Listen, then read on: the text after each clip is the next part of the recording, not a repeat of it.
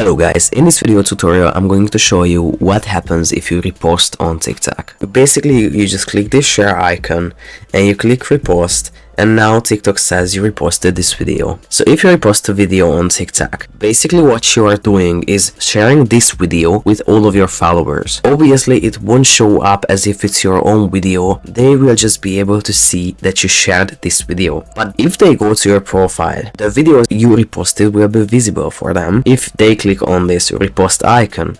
I'm gonna show this with another account. I'm just gonna go to a random account, and here, as you can see, they have this repost section and you can see all of their reposts here. If you want to remove something from the reposts, you just go to your profile, go to the repost section, click on the video, click on this share icon and just click remove repost.